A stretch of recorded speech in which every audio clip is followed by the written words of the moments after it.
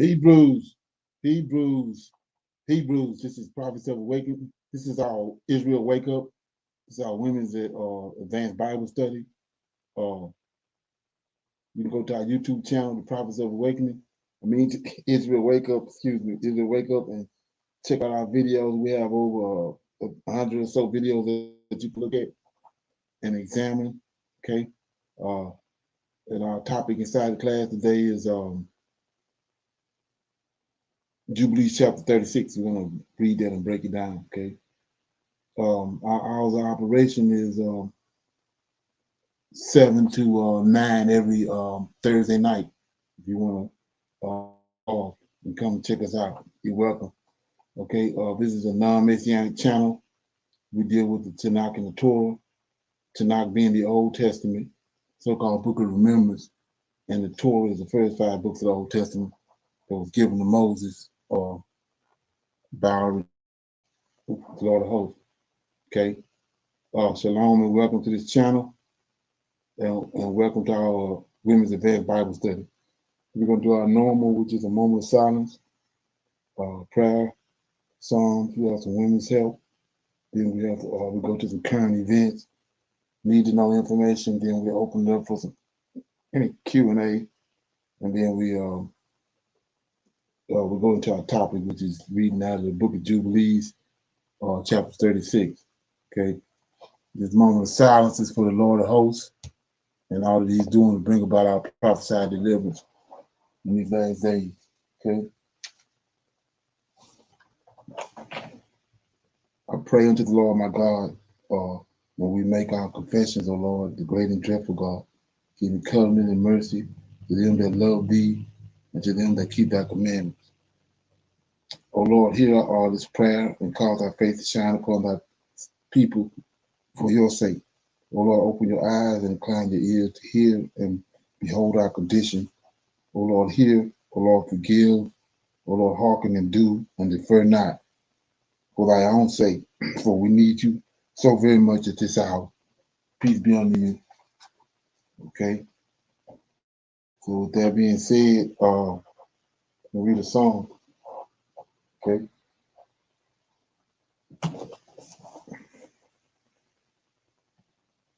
Psalms 39, I think we at. I got that. Psalms 40. It says, praise for answered prayers. Psalm of David. I waited patiently for the Lord, and he inclined unto me and heard my cry. He brought me up also out of an horrible pit, out of the miry clay, and set my feet upon a rock, and established my goings. And he hath put a new song in my mouth, even praise unto our God. Many shall see it and fear, and shall trust in the Lord. Blessed is that man that maketh the Lord his trust, and respecteth not the proud, nor such as turn aside to lies. Many, O Lord my God, are the wonderful works which thou hast done, and thy thoughts which are to us usward. They cannot be reckoned up in order unto thee. If I would declare and speak of them, they are more than can be numbered. Sacrifice and offerings thou didst not desire, my ears hast thou opened.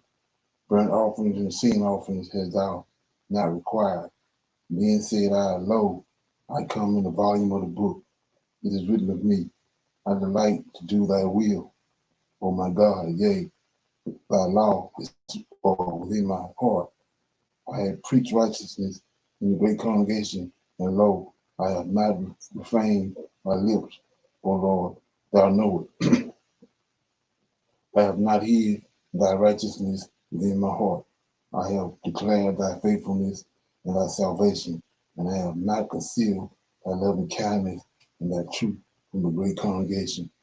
Withhold not thou thy tender mercies from me, O Lord, and let thy loving kindness and thy truth continuously preserve me. For innumerable evils have compassed me about. My iniquities have taken hold upon me, so that I am not able to look up.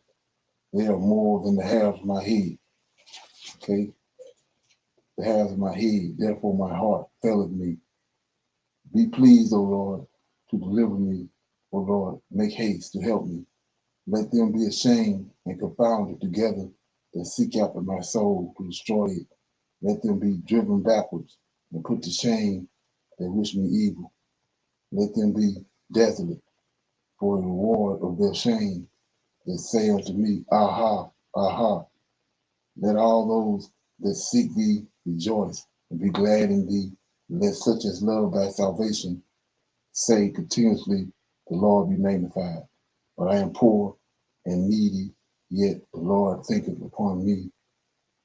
Thou art my help and my deliverer. Make no tarrying, O my God. So that was Psalms 40, and it was praise for answered prayer. Any comments on that? Okay, got a couple verses. Let me get this right quick.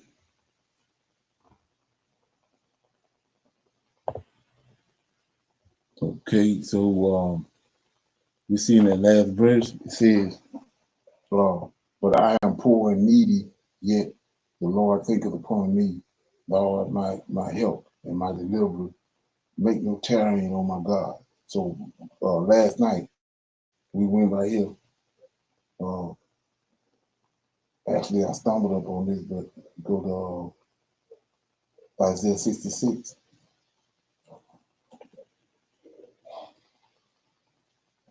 Isaiah 66, and it says, okay,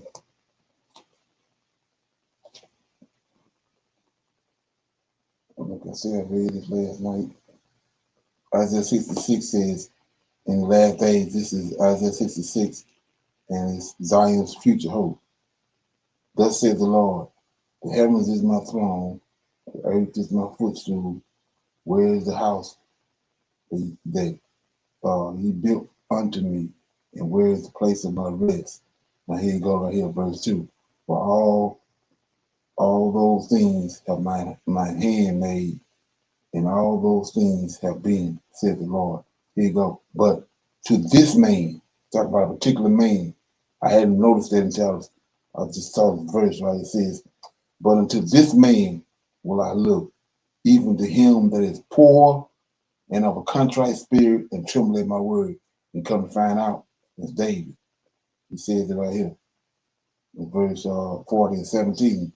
David says, I am poor and needy, yet the Lord thinketh upon me. Thou art my help and my deliverer. Make no tarrying, on my God. So that's what we're talking about. It's identifying David right there. And then you get on to verse 6. It says, a voice of noise from the city, a voice from the temple, a voice of the Lord that rendered recompense to his enemies before she travailed. That's the Israel, or Ezekiel 37. Before she travailed, she brought forth. Before pains came, she was delivered of a man child. That's David. That's the man in verse 2. For lo, those things, 66 and 2. For all those things have my heart hand made, all those things have been, said the Lord. But this man will I look, even to him that is poor and of a contrite spirit, and tremble at my word. David. Okay. Any comments on that? Shalom. Okay. Um, when it was said in, is it like David saw his own weakness and his own helplessness at this point, and then he um, looked to the Lord as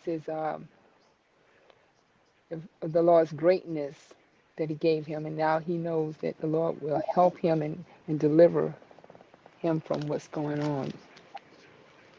Like Psalm 70, the um, the prayer for relief of his adversaries. Right. Yes. Right. Well, he's right here. He's acknowledging that uh, he's acknowledging the Lord because all the things go back to his childhood. The Lord delivered him from so many things when he's little, and he's just Hmm. acknowledging it now as being. and now he's the king, he's the man. He's acknowledging it, and one of the verses that I didn't go to was that you can see that he's Melchizedek because he says that on the high holy days, he says in the temple among the great congregations, I will preach, and that's what Melchizedek did. And by preaching, he means proclaiming the Most High, the Lord of hosts, who He is, and proclaiming uh, His ways and His laws.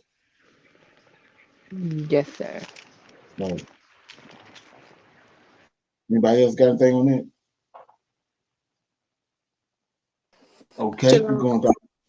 Somebody got something? Shalom. I just the comments and the reading of the word just kind of reminds me how important David was to God. I mean, I when I was little, I always was sort of comforted by the verse in the Old Testament where it talks about God saying David was a man after his own. I can't remember exactly how it says it, but basically, with all the things that David did, and God always walked with him, he always forgave him and always kept him. And they always gave us this image that man has to be perfect, but one of the examples of that was David. David wasn't perfect, but he was always striving to do God's will. He didn't just live his life any kind of way, but there was the idea for me that he didn't have to be perfect. And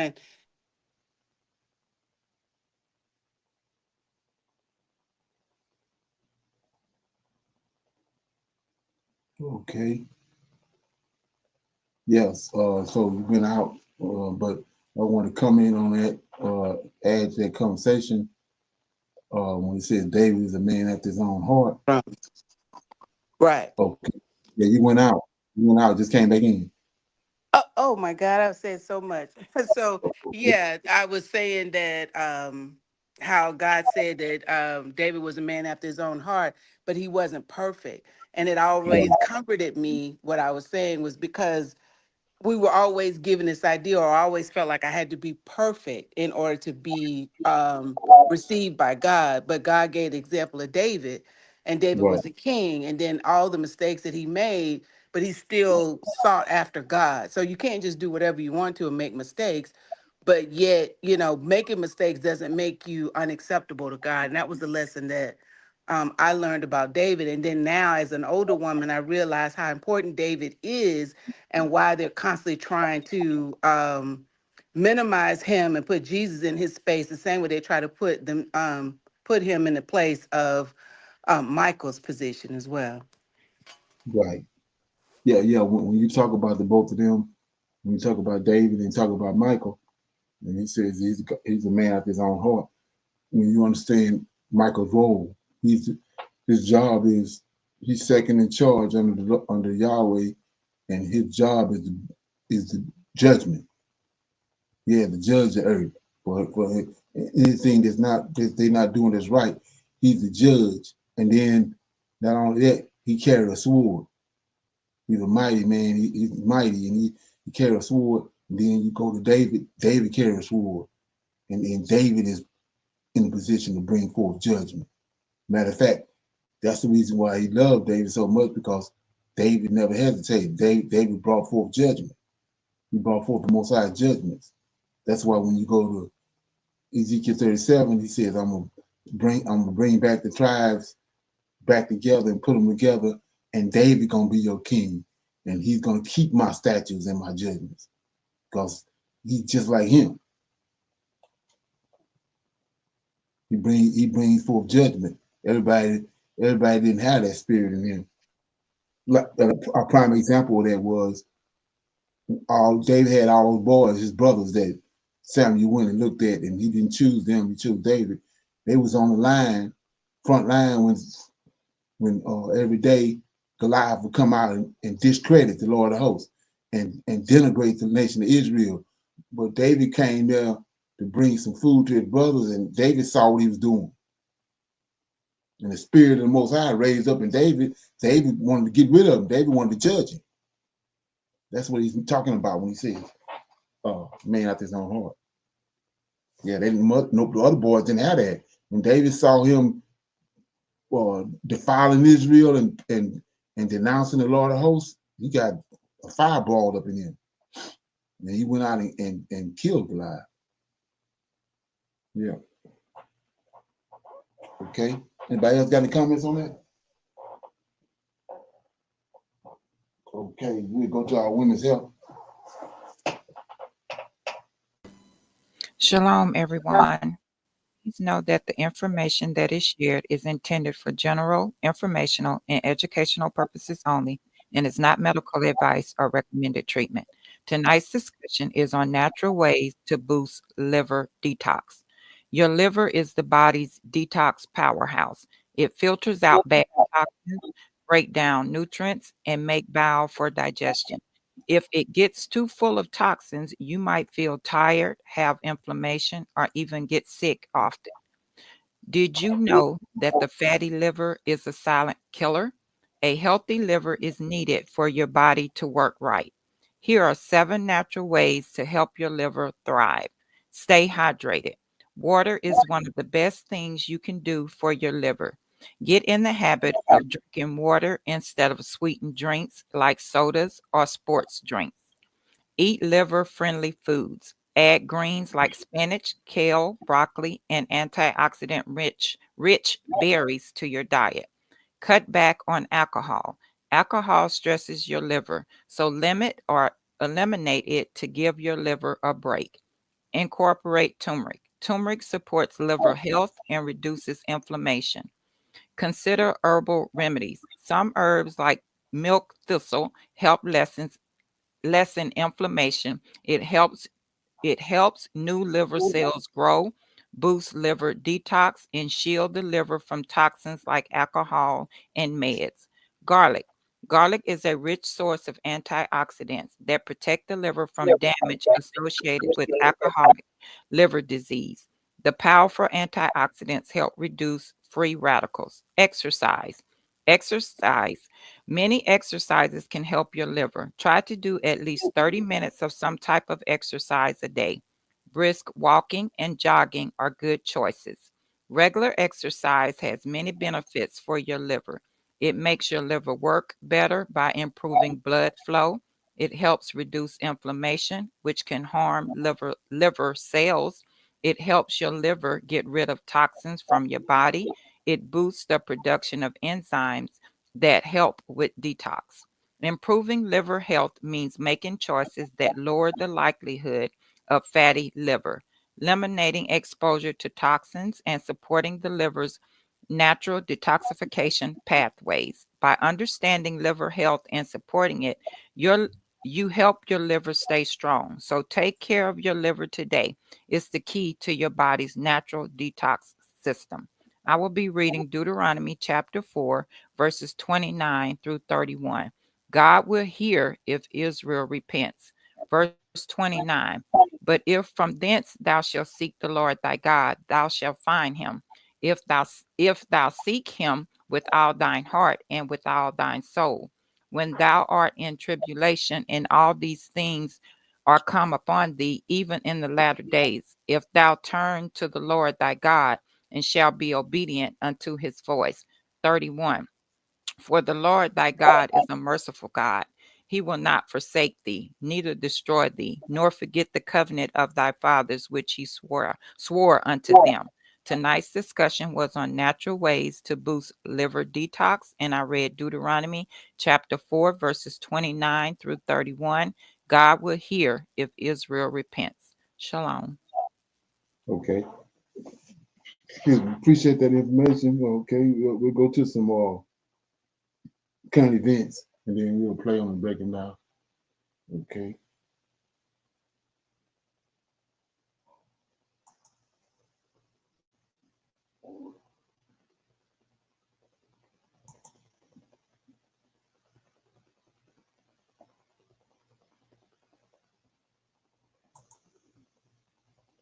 Vibe to Burkina Faso. He told this straight to the face of the U.S. ambassador. Now, this project is going to take about 12 months. So this guy's saying that the U.S. that backdoored Burkina Faso. Okay, we check it out. Complete. Greetings, family. Thank you for choosing our channel today. I appreciate you coming. Let's dive into some major development in Burkina Faso's international partnership. From China to Belgium, even the European Union and the United States, Japan and China, they are all in Burkina Faso. Practically.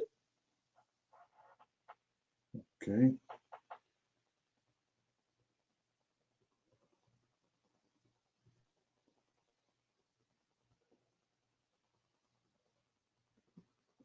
Okay, got some kind of computer.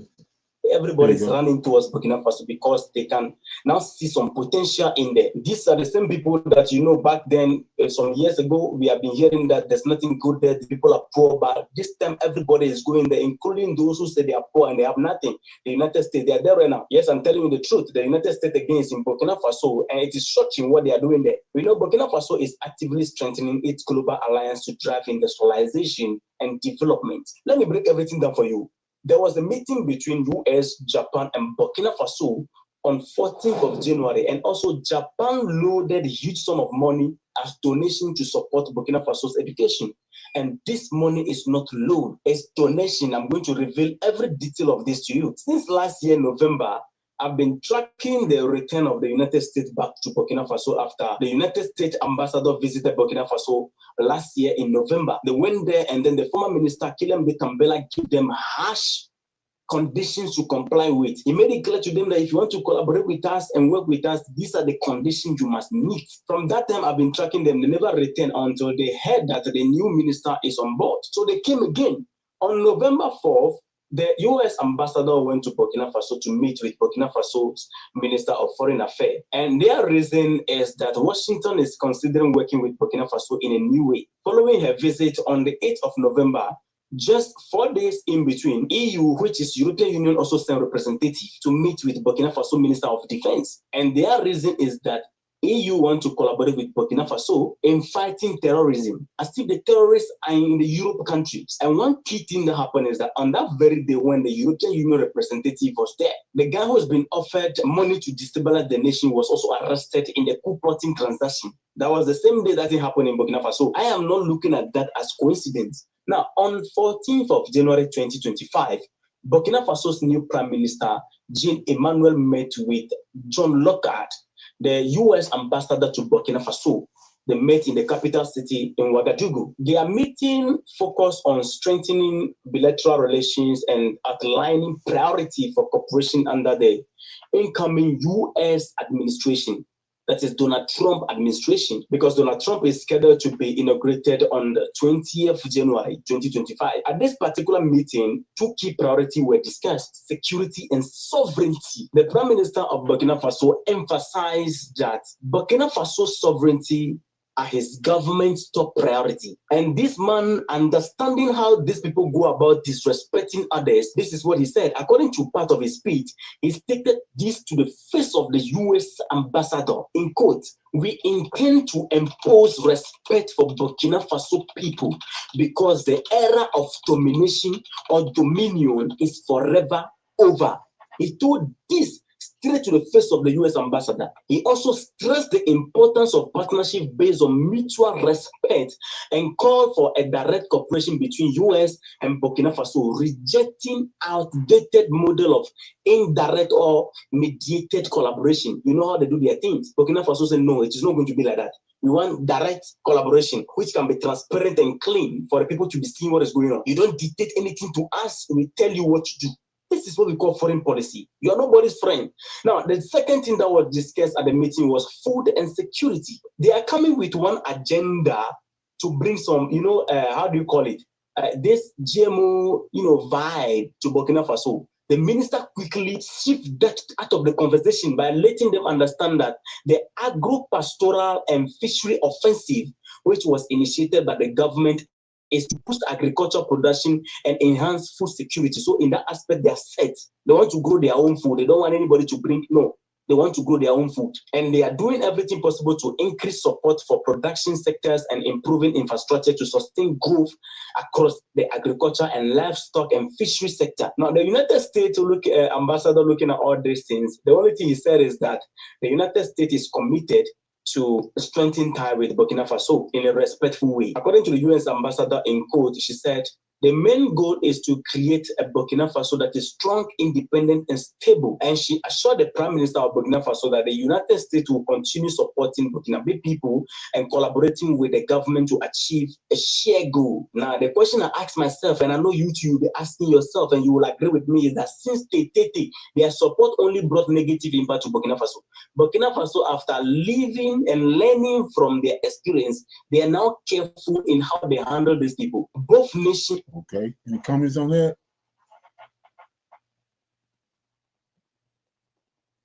Can you recap it a little bit, because he was a little difficult to understand? Can you kind of recap it? Right, he's talking about America is all of a sudden back in Burkina Faso, but now they got a different. They trying to be respectful and show them courtesy and all that, and you know, concerned about the people in Burkina Faso and all that, and not only that, they join with Japan. They acting as if they at odds. If you watching the news and social media, but they struck some kind of deal together in Burkina Faso, which is a red flag to me. But yeah, all of a sudden they conforming, trying to show respect and doing all this with the people, and especially with the Prime Minister and with Tory. Yeah, but their so-called attempts at respect they do the bare minimum. So Right. when they're constantly hearing the leaders say, "You don't respect us, you don't respect us," they come in and then they use words like respect. But Right. your dealings with them are still to undermine and talk down to them in a condescending way. And Exactly. their tactics have not changed. I mean, I saw something, a video earlier where, and I don't know if this is true or not, but that used clothing place where those people trade those used clothes, I think it was the biggest in the world, if not in Right. Africa, it got burned down last week. And then in the video I saw today was you had Chinese people coming in surveying the land, and the people threw rocks and dirt at them, ran them out of there. Like Yeah, I saw it's it. yeah, it's like that's all they do. They come in and they're condescending. I mean, this is the same tactics I see with the Indians. They come in, act like you sit down with them and smoke their peace pipes, you on your cross legs and all of that, sitting down, and then you haven't gotten out of the tent yet before you done undermined everything you just said you're gonna do. Their words and actions never have never been in unison to me, and they hopefully they will continue to see that and not fall for that. Because what did they come with last year? We're gonna give you some schools and a clinic, not a hospital, and Right. in exchange we'll give you some grain. If we're gonna help you with that's the same thing y'all said in the '60s. Exactly. Right. And they repeat themselves. If you believe that they trying to do the right thing, then there's something wrong with your brain. Right. Exactly. Anybody else got any comments on that? Okay, we got another video right here. Thought this is pretty interesting. MAGA, the GOP, Black conservatives, pro-Black imposters, and everybody associated with that crowd think we are stupid. They have no respect for us intellectually, mentally, nor psychologically. They believe they can tell us anything and we will believe it. Well, I got news for them. We won't, except for a few of us. Now, what am I talking about? I'm talking about the continual fight between Steve Bannon and Elon Musk. It is not specifically nor necessarily the business of the African American community. But Bannon and Musk are shrewdly trying to make it our business. I believe they are trying to use their fight to bamboozle more Black voters, especially Black male voters, to vote for MAGA. Now, I need to be very clear on this point, that neither Bannon, nor Musk, nor MAGA, nor Trump is a friend or ally of the Black community. Now, stay with me, and I'll explain exactly what I'm saying. Before we get started, please go over to Amazon.com and grab a copy of my book, Education and Justice. A local nonprofit taking a bold step today to increase the amount. All right, now let's get into this a little bit. So the war between Musk and Bannon broke out when Musk and Ramaswamy expressed support for H-1B visas. These visas allow American corporations to hire educated foreign immigrants. Now, when they did that, that is when Ramaswamy and Musk expressed support for H-1B visas, Bannon and MAGA cried foul because H-1B visas conflict with their hard-nosed immigration stance. And we know what happened. Trump came out and sided with Musk and Ramaswamy. And so the war ensued, and it's been going on ever since. Recently, in fact, Steve Bannon attacked Musk again and called him a racist in a recent interview. And we'll look at exactly what he said in just a few moments. But first, let's look at some things that Bannon has said in the past about Blacks, because I don't want you to be confused that just because he's calling out Musk and calling him a racist doesn't make him a friend and ally of the African American community. I want that to be clear. So let's go look at some of the things that Steve Bannon has said in the past about Black people. Now, this is a CNN article that dates back to 2010. And Bannon described a victimology among African Americans created by the welfare state, which caused them to attack Black conservatives. So he says that African Americans have this victimology mindset because African Americans are dependent on welfare. And because of that dependency, we tend to attack Black conservatives. Now, I don't know about you, but I find that very offensive. Just because we have strong differences with Black conservatives, and I'm talking about the type of Black conservative who agrees with white supremacists and carry the water of white supremacists, and because we criticize such people, that doesn't mean that we have a victimology mentality, and it definitely doesn't mean that we are on welfare. All right, he goes on. After listening of several prominent Black conservatives, Bannon said, "These people are heroes," referring to Black conservatives. They take an incredible amount of grief because the welfare state has built in this victimology. There he is again. And the elitist, liberal progressives have a plantation mentality that they don't think African Americans should be out of government control. So now he goes on to say that we are on some sort of plantation. And by we, I'm referring to all of us who are not in support of Donald Trump, who are not in support of MAGA, who are not in support of the GOP. And we... Okay. Any comments so far? Shalom. So, of course, we don't believe nothing Bannon says, but if you know anything about Bannon and his history, he has been in search of a uh, power position his whole life. He's been looking for a following, and I think that Most one of the things I feel like is going on is they are all vying for to be the top dog or to be number two. And Right. they're going to do whatever they need to do and say whatever they need to say, but they don't believe their own words. the only thing they want to do is convince other people that what they're saying is true, but they don't believe it themselves. This is the same man that was just convicted and did what, a couple of months in jail after stealing all that money.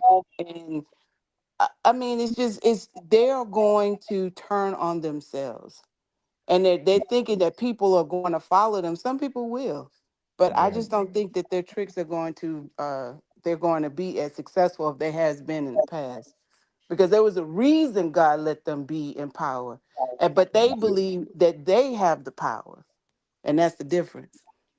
Exactly. Yeah, it's been so long, they think that it's, business as usual is going to continue to go that way. But like I said, if you look at history, you know everything that went up came back down. Okay. Anybody else? Put a little more of this. Number of black male voters so that they can govern, like he said, for years to come. Most 6- and 7-figure earn.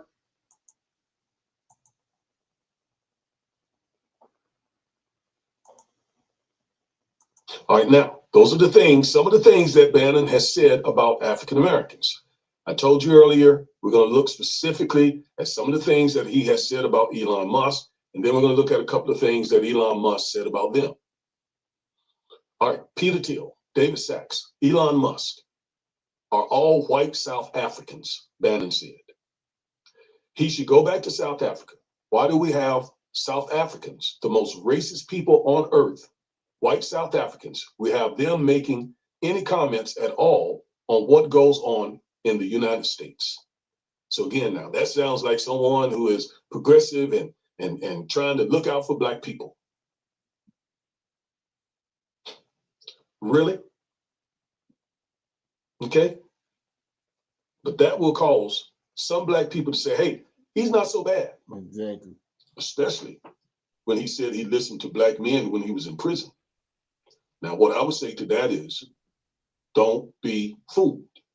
We have already shown you from his own words that his focus is getting black male votes so MAGA can rule, which, by the way, sounds more like a plantation.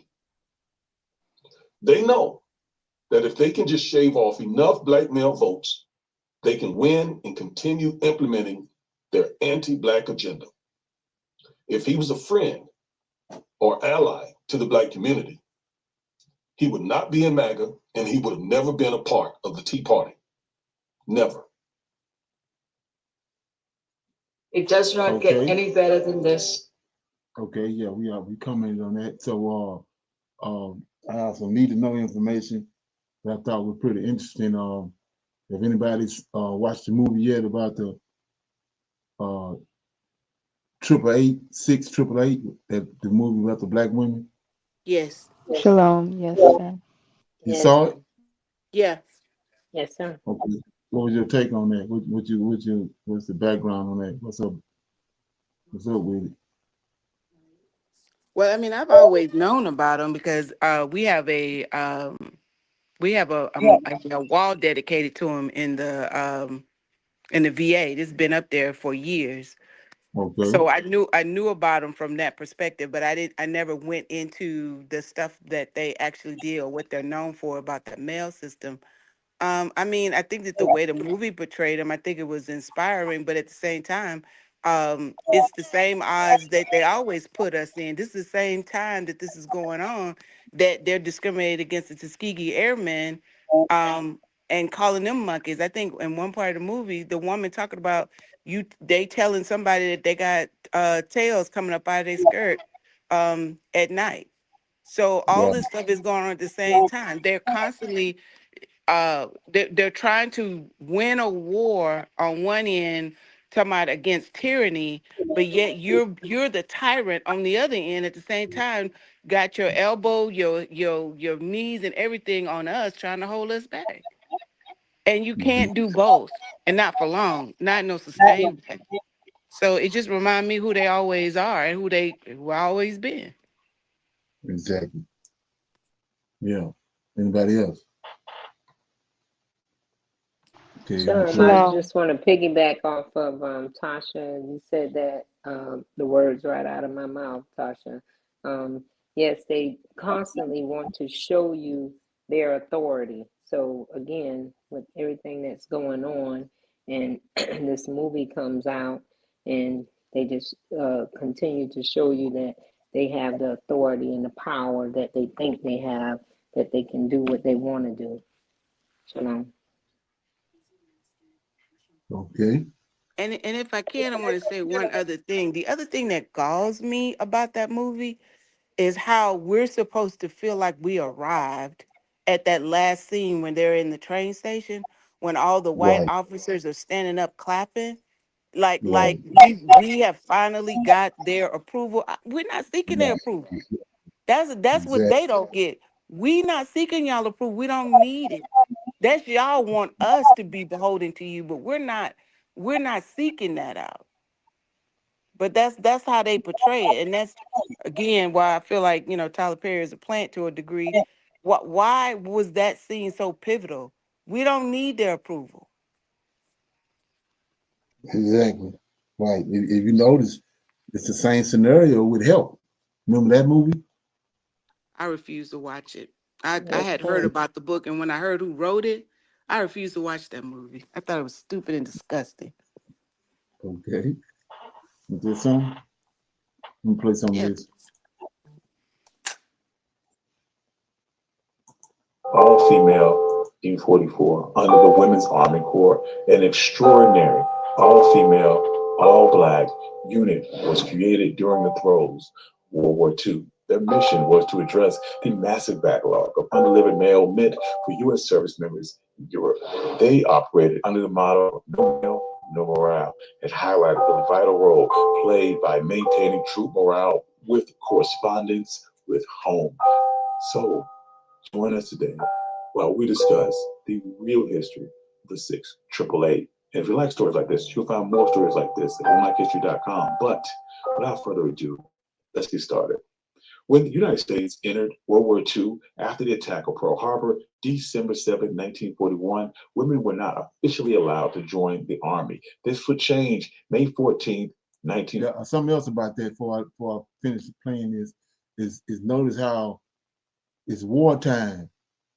Every time they get together, these groups of Israelites, because that's what we are, and it's almost like it's spiritual. It's like helping them, like we just saw Balak did try to get Balaam to do to Israel. So they know who we are, and they know they put us strategically put us in certain places. The Lord of hosts is going to protect us, and by protecting us, they give them an advantage. Exactly. I was looking at it, I was like, oh, okay. It's not, you're already saying that, we're not even considered in the Constitution, right? But you can put us all together as a unit to get something accomplished, like I said, especially during wartime. Yeah. Okay. And along, President Franklin Roosevelt. Go ahead. I was just gonna say that reminds me of that. Also, the Harlem Hellcats was the same thing. That's another untold story. How they were going out fighting, and they wasn't losing nobody. I mean, you had individual soldiers going out doing phenomenal things, and they knew that, and they chastised them for it. But at the same time, they benefited for it. Exactly. Yeah, and like I said, it's all of it is doing wartime, Vietnam, World War I, they had us there, but they had us in groups, wasn't individually, they had us in groups. Signed a law creating the Women's Army Auxiliary Corps, which was later renamed the Women's Army Corps. So early in 1945, a trailblazing unit was formed in Birmingham, England, the 6888 Central Coastal Directory Battalion. This battalion, made up of roughly 850 African-American women, made history, becoming the only all-black, all-female unit to serve overseas during the war. The women aged from 17 to 52 included primarily African-American women, but some of Hispanic and Caribbean descent.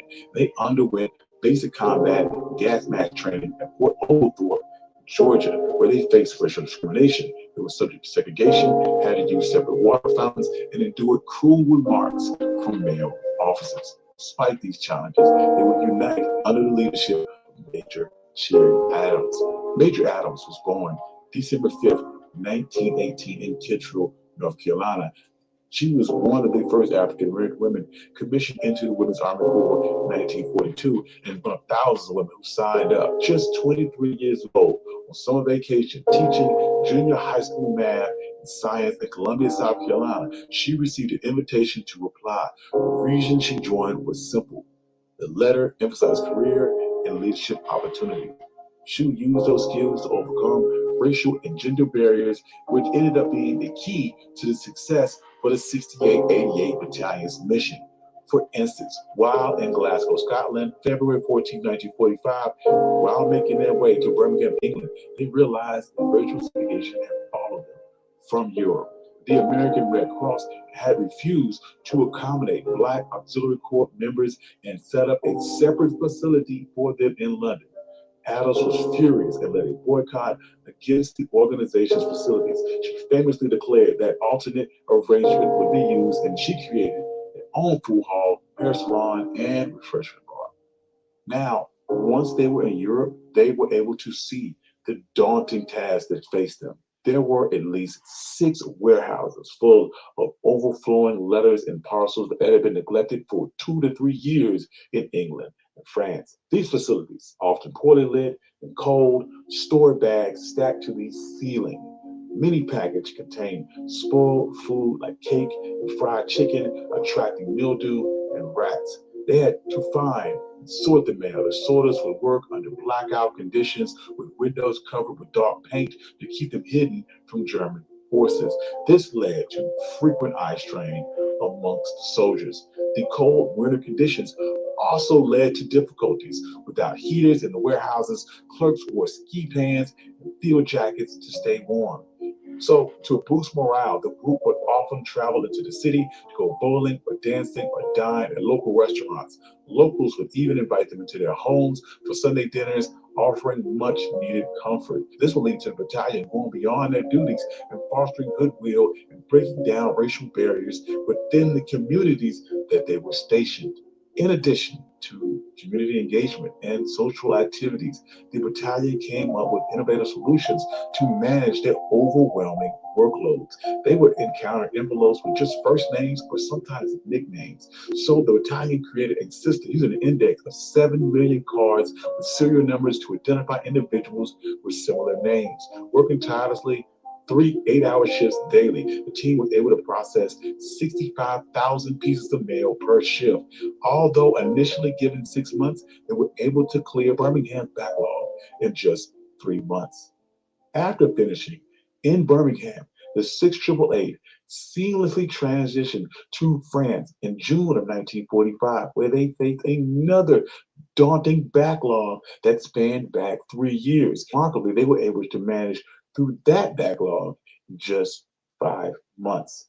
The 6888 did not only battle logistical issues, they also pushed through racial and gender discrimination within the military and the broader society in general. They faced racial bias and prejudice. Some male soldiers resented simply the presence of Black women in the military. Many officers, especially white males, were dismissive of their skills, reducing them to just a race and a gender, and were given roles that they felt matched their capabilities. Black women were often regulated to tasks like cooking and cleaning. Moreover, the units were segregated, forced to live and work into separate spaces from other military units. Nevertheless, under the guidance of Major Adams and her leadership, they were able to accomplish their mission effectively, challenge these social norms, demonstrating the strength and capability of Black women in the military. Okay. Yeah, so like I said before, this always seeking approval from them when we can care less. I mean, how many times that over and over again you done denigrated our capabilities, and we rise far above what you even thought that we was capable of doing. So why by now, who cares what you think? But you have so many Negroes continue to their whole objective is to appease them. Right. Shalom, everyone. Brother Leonard, I look at it like this, right? They gave those women a job. I'm going to say basically nobody else wanted to do, Exactly. right? Or could do, right? Exactly. So that's even on our jobs today. If you want a promotion or you're doing your job well, they normally is going to stick someone black in that position to clean up a mess, right? And they never can understand how we can get the job done. Right. We always rise above whatever it is they think that we cannot do. So the verse that kind of came to my head to talk about this is Deuteronomy chapter 31. Um Verse 8, assurance of God's presence and the Lord, he it is that doeth go before thee. He will be with thee. He will not fail thee, neither forsake thee. Fear not, neither be dismayed, right? So he is always with us. When Exactly. we know who our God is, he is always with us. An example I want to say is my first corporate job. I went in as a timekeeper administrator. And when I tell you it was a hot mess, it was a hot mess, right? And they gave me the position as timekeeper administrator. They didn't think that I could clean it up, I could do the job. You know what I'm saying? Right. I went in there and within 3 months, I had over 2,500 employees straighten out, time was correct, and they received their back pay, taxes were right. Again, we have to have faith and the knowledge of who our God was. And at that time, I didn't have no idea about the Lord of hosts, but he knew who I was. And in the midst of that was the time that I was awakened when I got to know my God. So we can accomplish anything. Exactly. Yeah, like I said, you don't. There's no sense of looking up in their face for approval. You know what I mean? That don't make no sense to me. Right, because Especially we will never have their approval. Right. exactly. Yeah, that's another thing. Why are you surprised? Like they say when they got to Germany, they were surprised. But come on, why are you surprised? Look at Right. all what they already done with me. Come on, that's crazy. Exactly. That's something. Shalom. Yeah, Shalom. Another way of looking at that is too, they know more about us than we know about ourselves. So one of the right, things too, strategically, is when you look at the military, particularly, you go all the way back to the Revolutionary War, and then coming up to the Civil War and all the wars have come since then. Strategically, they put us together right, because we had one accord and we worked together. And there's nothing we can't do when we're on one accord. But what did okay, Exactly. they do after the war? When we go back to our homes and stuff, no, y'all can't come together. right, They always trying to disband us, or they always watching us to see what we do, because they know when we are one accord, there's nothing they could do to stop us. But when it is to their advantage, they bring us together, right? right, So now the military all of a sudden was the, I mean, I may be on a limb, but was the integration of the military just about, fairness and stuff, that we proved ourselves that we're worthy to work alongside them? Or right, they didn't want us to continue to operate and develop our own ideas because we're working together at essentially a separate army. exactly, Another way of right, looking at it. exactly, Right. It was separate. Yeah, it was. But even though they were separated, and it talked about that as they were speaking, even though they were separate, right, from the white people, right, they still right, accomplished the mission. They did not let that stop what they had to do. They came together on one accord without those pale face folks.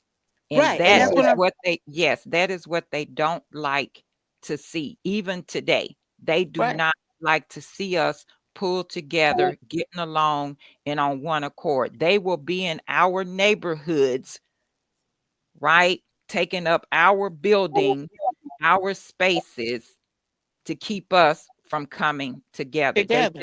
They can't take it. No, because look what they did to the Black Panther Party.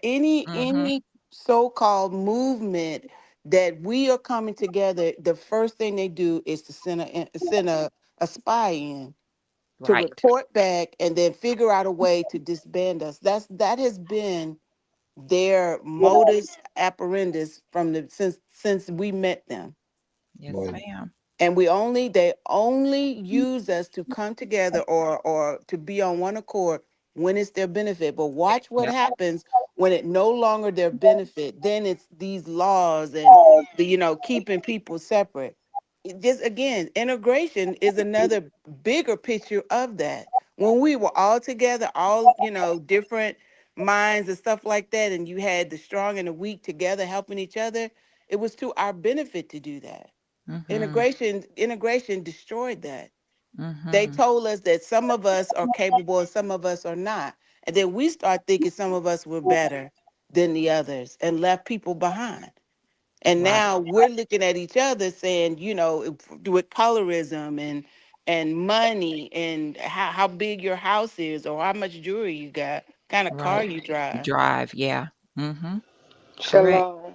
I agree because when I done the job, I did not have any assistant, right? But once I cleaned it up, Tasha, and everything was straight, then they want to say, "Hey, we're going to bring you an assistant to have." So Right. when you're and then these are the things they do to try to make you feel a certain type of way. Like when you go on vacation or if something happens, things won't fall behind, so They forth. didn't think Well, about that before the job was done. exactly. So I said, I don't need one. I'll take my laptop with me when I go on vacation. Something happens. I don't need one now. Okay. Shalom. As we were talking, as y'all was talking, it came up to mind where the old saying, crabs in a bucket. And it used that so much to get people thinking. And once someone shows their ability to do something, the rest will say, yeah, we ain't going to let her get ahead of us, or we're not going to let him get ahead. He think he's this or that. And that crabs in a bucket phrase plays a big part in separating uh, workers, separating friends, separating families. It separates, and that's the enjoyment that they get from it because they can see something said can have a big chaos going on. The Black Wall Street. That's one of the things that they dismantled, because they didn't want that happening. So, like y'all saying, there's so much going on that we're not trying to be aware of it in a way that we're uniting again as one. But the Lord of hosts will put us together. His prophecy will, uh, you know, reveal to everyone what we should and what we will be doing in the future. It's not us now. This, um, it's the people that's coming behind us.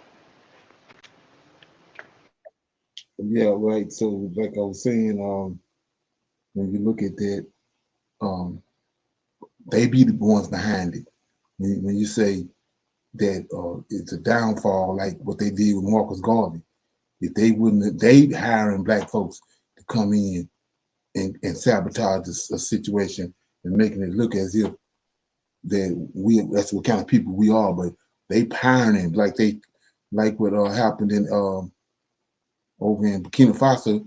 They found out they had brought all that money in there to pay those soldiers to overthrow Tory and to kill him, and the soldiers went back and told him. So most of the time, 9 times out of 10, they behind the situation, sabotaging it, and bringing people in. Even when they killed Malcolm X, they came in and paid some guys to come in and do what they done. That's who they are. Okay. So with that being said, for some Q&A comments, anybody have any questions about anything they came across or they heard, or they want to talk about, discuss? Shalom. I have one thing. I may have missed it if we did talk about this. For as us giving the Lord praises, the Most High praises, do we bow our heads, close our eyes, or do we look up with our hands up in the air, looking towards the sky, hands up, looking up, or do we, use to pray our hands and hold our heads down as we pray? Well, we see all through the scriptures where the Lord of hosts is saying that my hand is stretched out, my right hand is stretched out, and then we go to Deuteronomy chapter 32, and we see where he got his hand stretched out, and that's one of the ways to identify who he is, because he says his hands are stretched out to heaven. So his hands are stretched out in reference to the Lord, to Yahweh. His hands stretched out. So then we see Moses doing it, and we see the prophets doing it. So it's the difference in uh, praying and praise and worship. You know what I'm saying? So, like for example, you see somebody when Abraham, the Lord came to Abraham in Genesis 18, Moses got down on his knees and said with his face to the ground, right? That's praise. That's worship. But praise is he's standing there with your hands stretched forth on the heaven to the Creator. And that's what we saw David doing whenever they brought the ark into Jerusalem. David was uh, running about with his hands stretched out and praising and worshiping the Most High. But I mean, yeah, praising the Most High. But when, like I say, when you worship is when you get down on your knees with your face to the ground. That's worship. We see that uh, Bathsheba did that to David.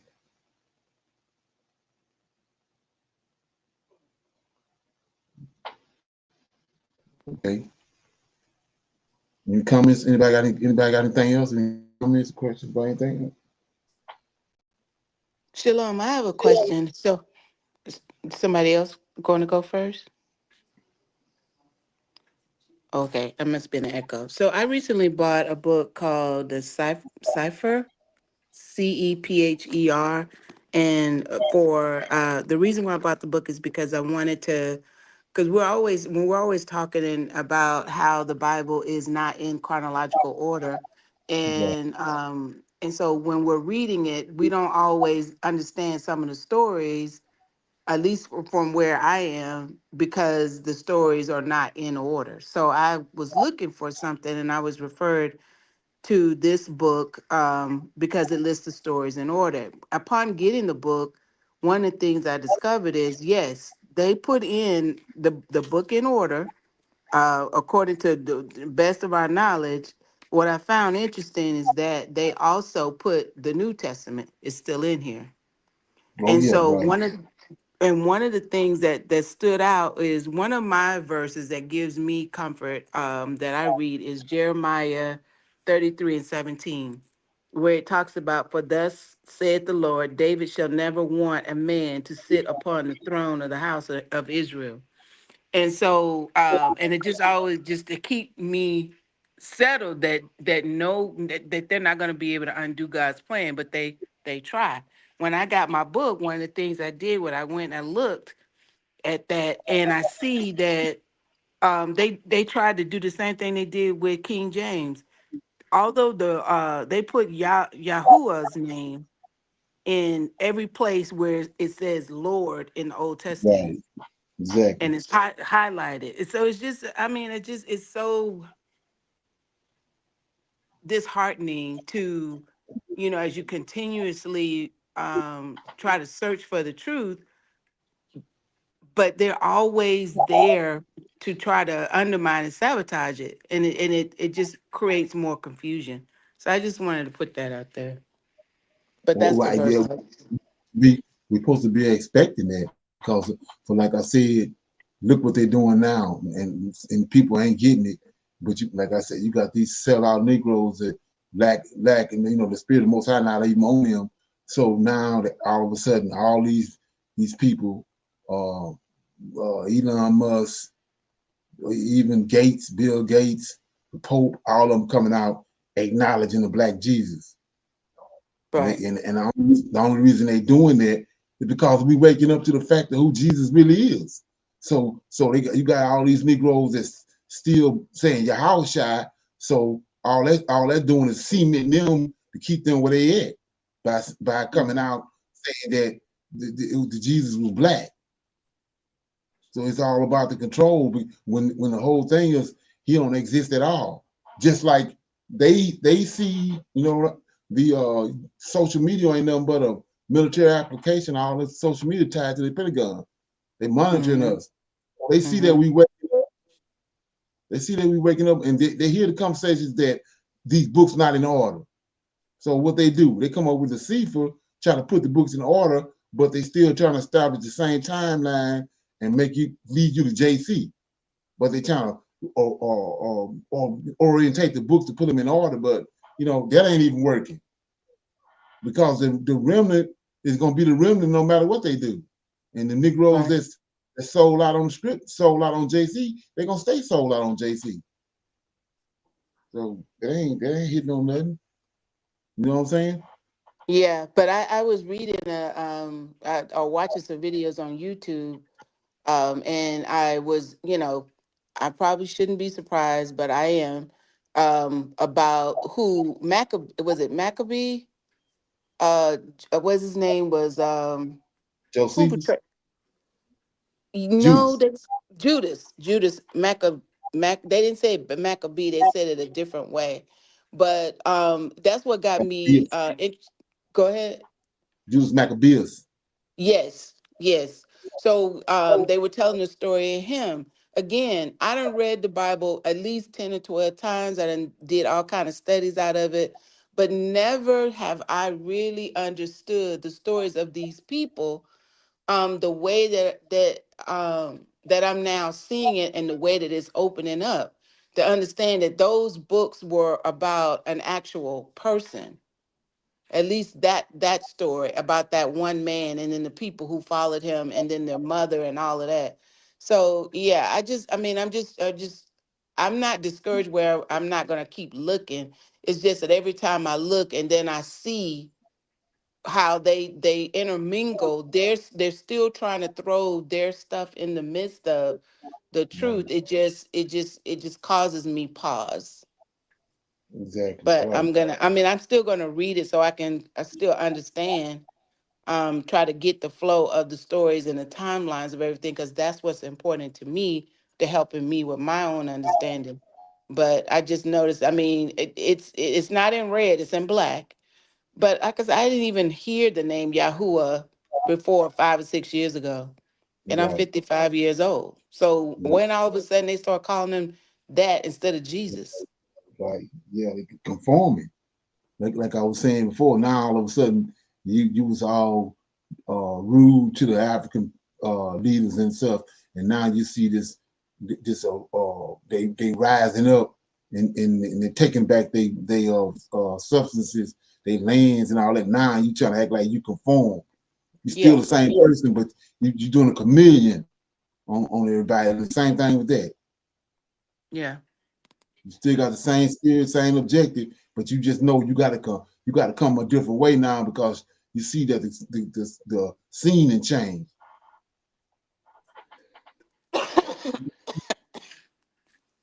yeah. So Yeah, thank and you. then like I But said, that's what you were saying a couple of weeks ago about coming in, and that's very needed to construct our own book based on what we know, and like I said, and leave out the New Testament, but construct the book from what we've learned, what we've been understanding, what's been revealed to us. That's much needed. I think that'll fly off the shelf. Yeah. Yeah, so that's something to look forward to. I think what it gets started at is the people that's interested in that ideal, or we all need to get a CIFA Yeah. and start from there. Well, I've started reading mine, so till the day I die, I'm gonna be looking. So I'm definitely interested in doing it, and anybody who wants to work with me on it. The first thing, like you said, is to get the book, and I'm reading the book first. Then, Right, making my notes, getting my questions and stuff like that. But yeah, I just, when right. I opened it and I saw that, and I saw they still had um, Yeah, the the New New Testament. Testament in there, I was like, oh God, here we go. And gave all the apostles and all them. They gave them Hebrew names. Yeah. Yeah, man. Yeah, it's like, come on, man. You can't. How you gonna get a Hebrew out of Matthew? Come on, Right. man. Crazy as hell. And these niggas going for it. Yeah. It's like it'd be easier to take if we reveal the truth that everybody in the Bible was black, but you're only doing it when it's to your advantage. Your advantage is you're losing people, so now you Right, reveal the truth, but you still right, got to lie in the midst of that. right. And because all it's go back about earlier, the average Negro still trying to conform to them. So if they acknowledge that, yeah, JC was black and these different people was black, then now they going, they going on their side because now they acknowledge that when the whole time that's a trap. Okay. Yeah. So with that being said, let me play this here and then we'll go into our do we have somebody that picked the scripture out or not? Oh, it was me. That was my scripture, Jeremiah Okay, 33 and 17. we want to read that at the end. I was just Okay. making sure that a scripture. Okay, play this right here. Then I thought this is pretty interesting. You want to know a little secret? I'm happy to share the secret with you. When they move you into a smart city, which is what they are building all around you, they are building what I would call a digital prison for you. And when I say they, I think we've established, quite frankly, who I mean when I say they are building a digital prison for you. The vehicles in which they are pushing, the autonomous driving vehicles, the quote unquote flying vehicles, each and everything that these people, these lizards are pushing is designed purposely to enslave you.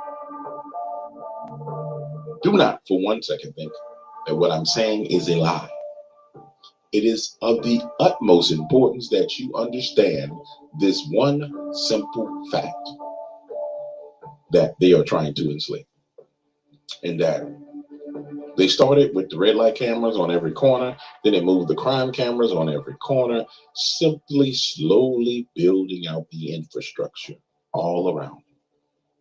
3G to 4G to 5G, which soon people will be having 6G. And when you combine the fact that everyone and their mama gets so excited when the newest iPhone comes out, the iPhone X9 2038 ZP LG Dege Simbo T has came out. And I gotta go get it. We have been utterly destroyed when it comes to technology. What's the difference between last year's iPhone and this year's iPhone? A couple of more gigabytes of data, a better camera? Really? The average person don't use that damn camera for nothing but to snap photos of their family members and friends. But you spend $1,400 on a phone, and you never once thought to yourself, hey, why is this damn phone $1,400? What is in this phone that cost me $1,400? No, nope, nope, nope, nope. You don't think about that. I just need to be a part of the in crowd. I need to be popular. I need to be cool. I will be awesome if I have this phone. I submit this to you, ladies and gentlemen. Destruction waits on the other end of this. I mean, total and utter destruction waits on the other end of this. Those of you who get goosebumps thinking of completely transparent cities of the future, big data is far from being futuristic. Now, the man said big data is far from being futuristic, but then he shows you a camera that is looking at each person and pointing in a direction as to where they're going. I think it's really the lifeblood of cities today, and will be the bricks and mortar that we use to construct cities in the future. This is Dr. Anthony Townsend. He's an expert on urban tech innovation. Cities without data, for him, unthinkable. We orchestrate our lives and our communities and our societies with algorithms, and those algorithms. Nope, stop, pause, let's say this. We do not orchestrate our lives, our cities, and our communities with algorithms. They do. That's not true. That is a lie from a little ugly lizard person that someone has highlighted and elevated to a point to where he has some form of credibility. Do you orchestrate your entire life around an algorithm? Is it? Do you orchestrate what you're going to eat in the morning? Or there's going to be eggs or bacon around an algorithm? Do you orchestrate the route that you're going to take your kids to school every morning around an algorithm? Do you need your GPS to get your kids to school? The GPS in your car on your phone? Do you need a GPS to get to your mama house? You know where your damn mama house is. You know where your kid's damn school is. What the hell is he talking about? We. See that we? It don't include you and me. It's him and his folk. Because if he can be the architect of the big data cities of the future and just get you to go along with it, and guess who becomes a wealthy beyond his wildest dreams? He does. You see, this is how people have to call these dudes out. Operate on data that is sensed through digital technologies. Anthony sees the city as an organism with a nervous system that collects signals to constantly learn and respond. The continuous addition of new technologies is immensely important for this. And you know what? Cities are living, breathing organisms. But it's human-based living, breathing organisms. And so what you see right now is Revenge of the Nerds. Now, I'm going to explain to you. I'll break it down. Imagine the scene. You're in a city that you grew up in. You went to high school there. You were a cheerleader or a football player. And you competed with the school across town, and they were your rival. And then you competed with the other school across town, and you were rivals with them as well. You took the bus home from school. You stopped by McDonald's to get lunch. You did all these human things. In that process of building out your life, you create a network, a human network of friends. You possibly are one or two people away from getting in contact with anybody you need to talk to. That's the human network. What these lizard bastards are doing is they're taking that exact same network, the human network, and replacing it with a digital network that they control, excuse me. And so that human network that you would normally build out, you abandon it and rely on a digital network. And that's how you become the slave.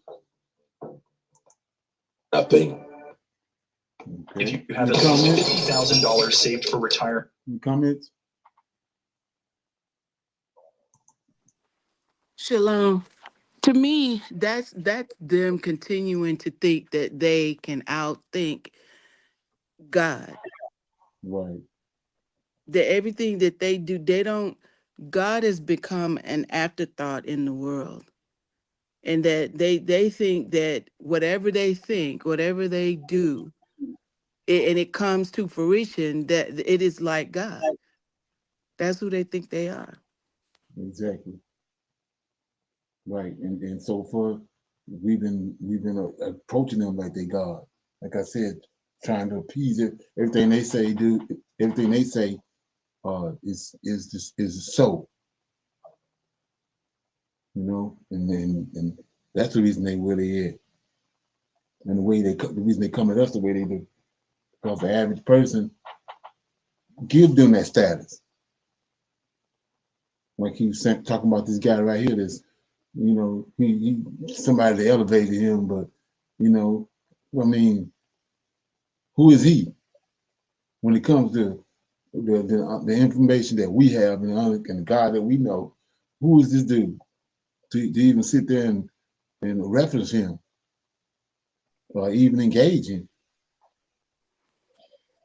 It Okay, it remind it reminds me of when they tell, like you said, where does he come? What is his credentials? What makes him the authority? But right, yet, when we come to the table, what is your credentials? What is your authority? What have you done? That's the first question we get asked before we even make a presentation. exactly, right, and that's been programmed in us to do that. What's on? Oh yeah. Anybody else got any comments on that? Yeah, I'm gonna read Shalom. out. Shalom. I just had a small comment on it. Again, like we all are in agreement that they're trying to be like God and control. So it's again when we went back to the Wizard of Oz, you know, the man behind the curtain. So they want to draw all near with technology as a distraction. Like Tasha mentioned, you know, they're doing away with the heavenly host, the Lord of hosts. You know, people are not, gravitating more so to that because, again, this big distraction that makes them feel like if they have the latest iPhone or if they have the Tesla or whatever that technology is currently, that it puts them above whoever doesn't have it. So it gives them some power, and that's what the enemy wants you to think that you have the power now and you're able to be unlike others. And so to me that comes up when I heard the video. Shalom. Okay. Anybody else? Yeah, I'm gonna read out of Jubilees. I'm gonna read chapter 36. I thought it was kind of interesting. It's another take on the time when it was time for Isaac to pass to be gathered to his fathers. He called Esau and Jacob to him. Right. I'm in Jubilees 36. In the 6th year of this week, Isaac called his 2 sons, Esau and Jacob, and they came to him. And he said unto them, my sons, I am going away of my fathers to the eternal house where my fathers are. So, like I was saying before, the house, the temple that's in Jerusalem, that's not Yahweh's house. That's the Lord of hosts' house. That's why I say footstool. It's a house in heaven. And then you got a footstool. The temple that's in Jerusalem is a footstool. Because Michael is coming from up there down to there. That's his footstool. But anyway, so he said right here that my sons, I am going away of my fathers to the eternal house where my fathers are. That's Yahweh house in heaven, where they came from, right? 2, wherefore bury me now near Abraham, my father, in a double cave in the field of Ephraim the Hittite, where Abraham purchased the sepulchre to bury in the sepulchre which I dig for myself there or to bury me. And this I command you, my sons, that ye practice righteousness, uprightness on the earth, so that the Lord may bring upon you all that the Lord has said that he would do to Abraham and to his seed. And love one another, my sons, your brothers, as a man who loveth his own soul, and let each seek in what he may benefit his brother, and act together on the earth, and let them love each other as their own soul. So that's the opposite of crowd mentality right there. Verse 5. And according to the question, and this is big. This is what we caught up in right here. And concerning the question of idols, I command and I admonish you to reject them and hate them and love them not. So that's what JC is. For they are full of deception for those that worship them and for those who that bow down. Like I was just saying, the difference in worshiping and praising. It says, and those that bow down to them. Remember ye, my sons, the Lord God of Abraham your father, and how to worship him and serve him in righteousness and in joy, that he might multiply you, increase your seed as the stars of heaven in a multitude, and establish you on the earth as here we go right here, and establish you on the earth as the plant of righteousness, which will not be rooted out unto all the generations forever. So I want to shine light on this right here. This is the book of Jubilees, chapter 36, verse 6.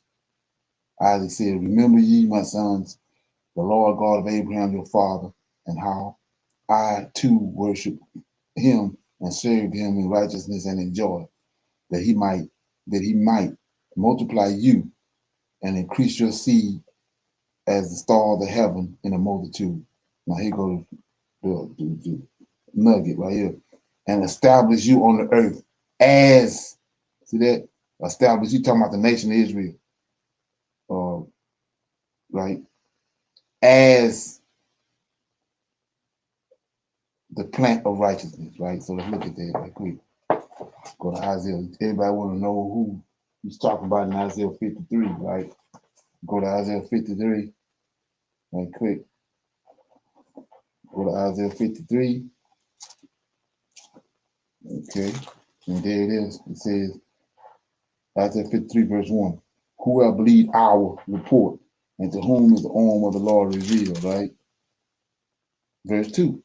For he shall grow up before him as a tender plant. There it is. And as a root out of dry ground, he have no form nor comeliness, and when you shall see him, there is no beauty that we should desire him. So that him is the nation of Israel, the tender plant. Same as right here. I'll just read in Jubilees.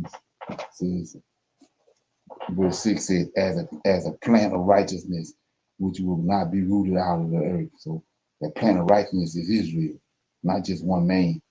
Okay, verse 7. And now I shall make you swear a great oath, for there is no oath which is greater than it by the name glorious and honored and great and splendid and wonderful and mighty, which created the heavens and the earth and all things together, that ye will fear him and worship him, and that each will love his brother with affection and righteousness, and that neither will desire evil against his brother from henceforth forever all the days of your life, so that ye may prosper in all your deeds and not be destroyed. And if either of you devise evil against his brother, know that from henceforth everyone that devises evil against his brother will fall into his hands and will be rooted out of the land of the living, and his seed will be destroyed from under heaven. Prime example of that is Canaan stole the land of Israel from Jacob.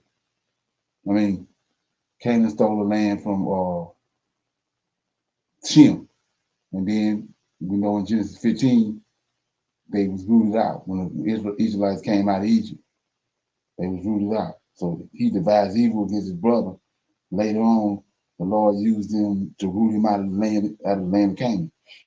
Verse 10, but on the day of turbulence and execration and indignation and anger, with flaming devouring fire, as he burnt Sodom, so likewise will he burn his land and his city and all that is his, and he will be blotted out of the book of discipline of the children of men, and not be recorded in the book of life, but in that which is appointed to destruction, and he will depart into eternal execration, so that their condemnation may be always renewed in hate and in execration and in wrath and in torment and in indignation,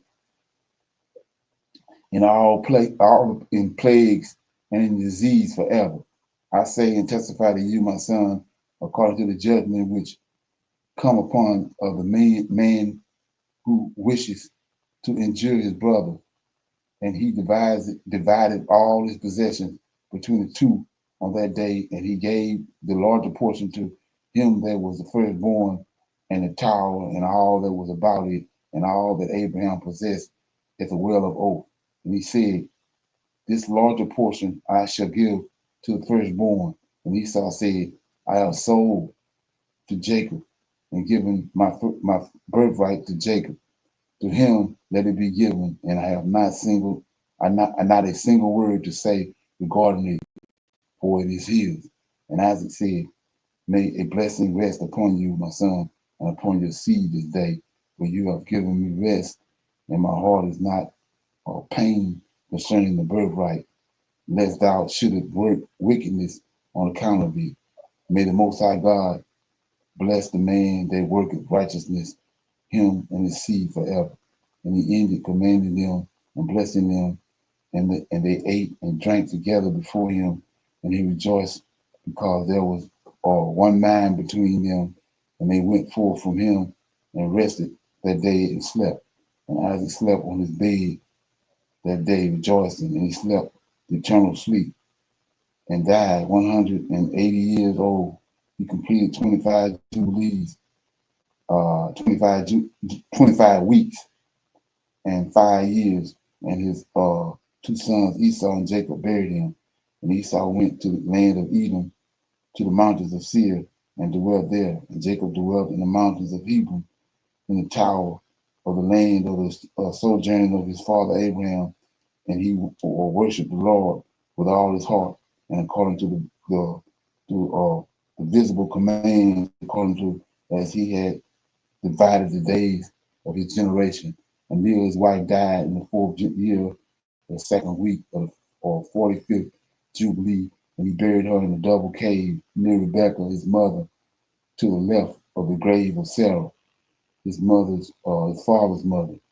And all his sons came to mourn over Leah, his wife, with him, and to comfort him regarding her, for he was lamenting over her.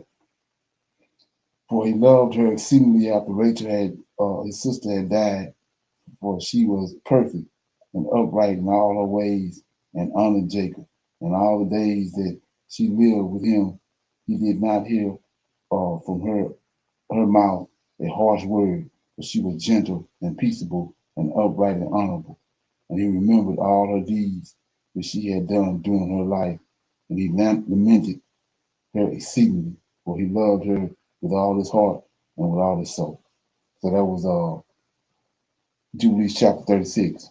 Anybody have any comments on that? Anything you heard? Okay. So with that being said, you're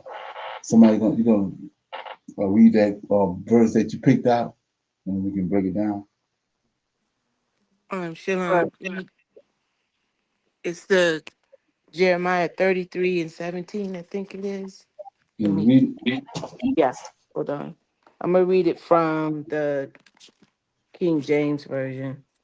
But Okay. thus, Jeremiah 33 and 17, for thus saith the Lord, David shall never want a man to sit upon the throne of the house of Israel. Neither shall the priests, the Levites, want a man before to offer burnt offering and to kindle meat offerings and to do sacrifice continually. So that's Jeremiah 17 and 18. But 17 was the focus. Okay, yeah. So when you look at that, what we talked about it, the Lord of hosts got two covenants with two men in Israel. He got a covenant with David, and David is out of Judah, and the kingship is in Judah. So he said he's always gonna have a man on the throne of Israel that's out of David lineage. If it's a man on the throne as king in Israel, and he not out of David lineage, it's a breach in Israel. That man that he's got the man that's on the throne got to be out of David's lineage.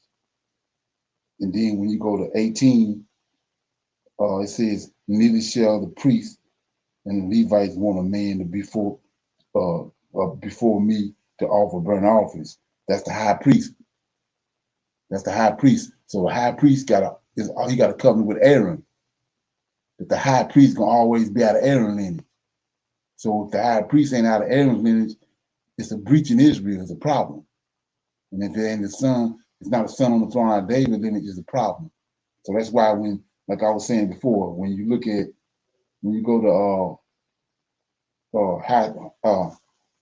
Haggai right quick. So they in Israel. I mean, Nebuchadnezzar came and destroyed the Israelites, burnt down all their houses and stuff, and took a remnant to Israel, took a remnant to Babylon.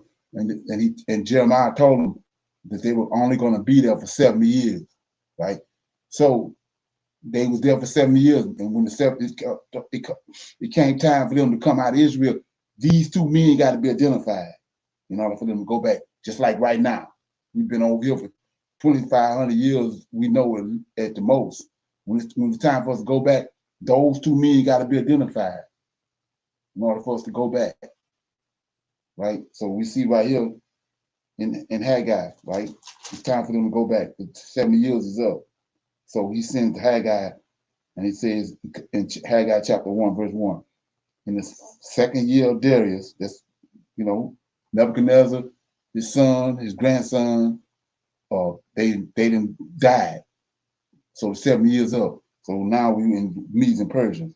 And it says in chapter 1, verse 1, in the second year of Darius, he's a king out of the Medes and Persians.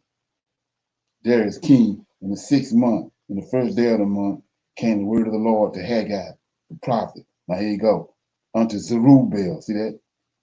The son of Sethel, king of Judah. See that? That's out of David lineage. So Zerubbabel is that man that's out of David lineage, the king. And Joshua, the son of Joseph, the high priest. So those two men identified right there. Now he telling them, and he know where they at. He know where everybody at, like right now.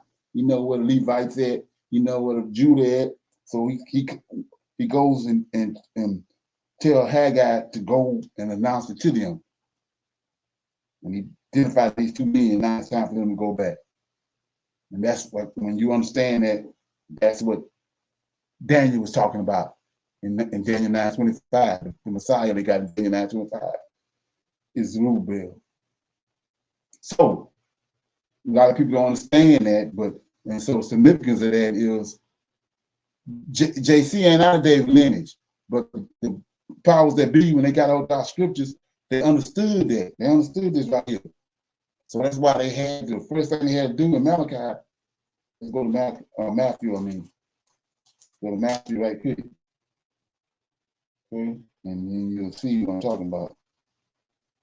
And this is one of the major problems with us today as an Israelite. So we go to Matthew, right? Very first verse. They understood this. So the first thing they did in Matthew chapter 1, verse 1, the genealogy of Jesus Christ, the book of the generations of Jesus Christ, the son of David. See that? So out the gate, they started with the very first verse with the deception. The book of the generations of Jesus Christ, the son of David, the son of Abraham. They put him right in and they went out the gate.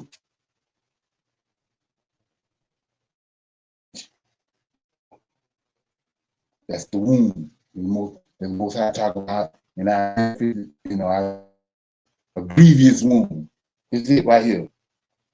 Got an idol that they stuck in David lineage. Okay, any comments or questions? I think that's interesting. And why one of the reasons why I like that verse so much. It's interesting that you say that when the time comes, for it to be revealed, that the the man from David Lynch will be revealed with out of the tribe of Judah, which is who we believe to be who we believe we are, and then we believe that the tribe of the Levites are in Haiti. Well, we're the two Right. places where Black people are most uh um or have received the harshest time or punishment, or the burden of trying to hold them back. It's Haiti and it's Yeah, Haiti. America. Yeah. Exactly. And especially Haiti, like I was saying, you got to go back and remember what he did with the Levites. He took the Levites from among the 12 tribes, and he Right. took the Levites to himself. That's why they catch so much hell over there. And then they were responsible, like I said, for the judgments in Israel. They like I said, Michael is the judge of the whole earth, and then he brought the Levites in as uh, uh, co co-workers with him to bring forth judgment. And they didn't do that. That's how we ended up over here.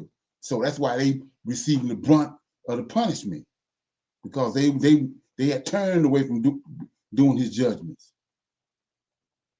That's who the suffering servant is. Ain't that something? It gives me hope. Oh yeah, exactly. So yeah, so with that being said, anybody else got anything else they want to talk about before we go? So how much is that seafood Bible cost? Uh, I have to look real quick. I think it was Okay. like 100 and something, but let me look and see Okay. real quick. I remember when it was like 29. They didn't jack it up. Yeah, here it is. If I go down here to the order details, it was 118. Okay. Mm. Yeah. So like I said before, if interested in anybody interested in helping with us when we start this little quest, I mean, it'd be good to start trying to get one of those seafood Bibles so we can have some separate conversations outside the classes to try to bring that together, make it happen. Yes, sir. Right. Yes, sir. Okay. So with that being said, I want to say shalom, everybody. I'll see y'all. We got our men's Bible study tomorrow. Women can come in through YouTube. And then we have Shabbat on Saturday, 1 in the morning from 10 to 12 a.m. And then we have close out the Shabbat on Saturday evening from 6 to 7. Shalom, shalom, and another shalom. Shalom, everyone. All right. Shalom, everyone. Shalom. I highly recommend that you get this book and you read it, because it's a must that you understand who the God head is in the order that's in the Old Testament and Tanakh, because it's not the same as in the New Testament. And when you read this and you get an understanding, then the scriptures open up, and then you begin to understand. So I highly recommend that you get this book. It's the Elohim of Israel. And there's a breakdown on the word Elohim and who the God of Israel is, and the Godhead.